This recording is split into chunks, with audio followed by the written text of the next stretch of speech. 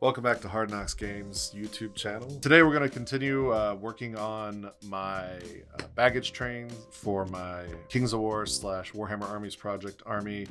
And I'm going to be painting this fella here, who appears to be a WizKids butcher model as part of the townsfolk line. And this will be a nice little inauguration piece for our new studio.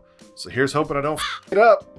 We're going to start where I always like to start, which is with the flesh tone, because I like to paint my models like they're getting dressed. And well, you can't really take off your skin, so skin is always first for me. I'm going to use some Guilliman flesh for my flesh tone, because it's my favorite flesh tone that they put out with this contrast line. Using my trusty AK Interactive 5.0 synthetic brush. And this won't be the only layer of skin color I put on this guy, because I still like to hit him with a wash. Add a little bit more depth to it, but this is a nice starting place. And it goes on real easy. You want an 80-hour paint job, you on the wrong YouTube channel. He definitely got a scowl going on this model. I guess if I had to chop meat all day, I'd probably be a little unhappy too. Then he got this big old hump on his back, a la Marty Feldman and Young Frankenstein. All right, next step, we're gonna put on his pants. Because, I typically put my pants on in the morning. That's one of the first things I do. He probably of the peasant class like the rest of us, so he's just gonna have some gray pants going on. That he probably wouldn't wear too bright a color anyway. So I'm gonna go with some Basilicanum gray for his pants, and we'll see how that turns out. All right, gonna do his boots next. I don't necessarily put on my shoes before I put on my shirt. We're on the bottom line of this model.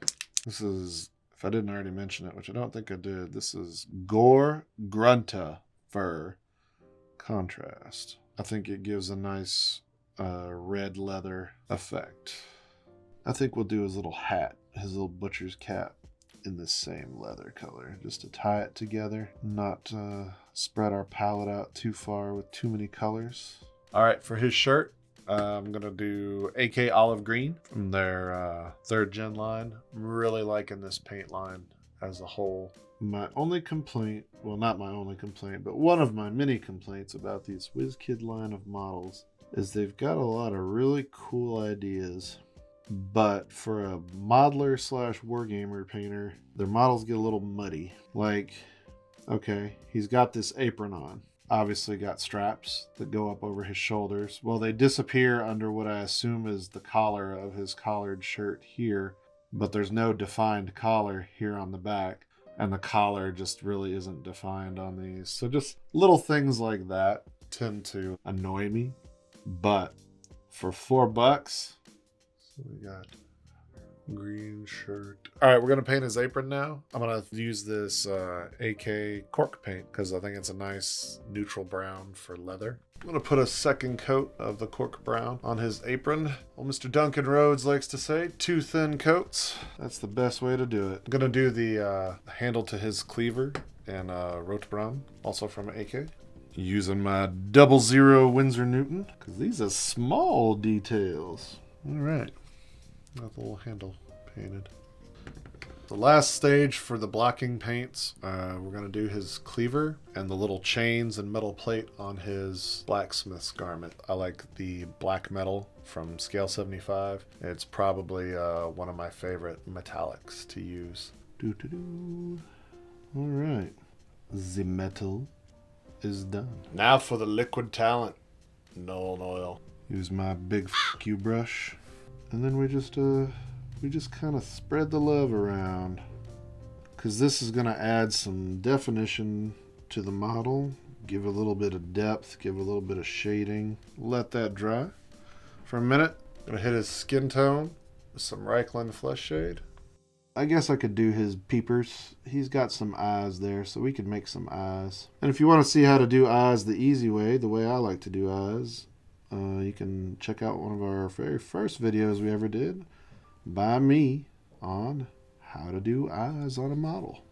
I'm going to leave him here for now, and I'm I'm gonna matte coat him, and then we'll come back and do some blood splatter, because I don't want to matte coat my blood splatter because then it takes the glossy out of the blood splatter, and that's no fun. So for today's last step, and obviously I haven't done the base on him, it's the hardest part for me, deciding on basing material. I don't know why the hell that is. Finding out what I want to do for a fucking base, I'm at a loss. Like, I have no decision-making capability on basing at all.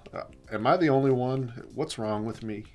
So I like this blood for the blood guy. It gives a little bit of a gloss when it's on there. And like, there's no wrong way or right way to apply blood drops to your model. You could take like a toothbrush and like flick the blood on here if you wanted. I kind of want mine a little more controlled in mine, so I'm just gonna make it look like some staining has occurred. And you can go as heavy as you like or as light as you like on these sorts of technical effects. And that's the great thing about this hobby, is there's no wrong answer here. I think I'm gonna call that good. Maybe I'll put a little on his hand. I lied, it's not gonna be good. I'll put a little coloration on his hand to show like he's getting in there, because I think that's why that hand is posed that way. I think maybe it's supposed to have like a shank of meat or something in there. And if not, I'm gonna find one to glue in there before this is over with. And I clear coated him because I always clear coat my models, number one. And number two, using contrast paints, if you don't clear coat them and you handle them even a little bit, they will rub off. That is the big disadvantage to contrast. He's just a little simple background character to have with my baggage train. Pretty cool. Thanks for hanging out with us today. We'll see you on our next video. Bye.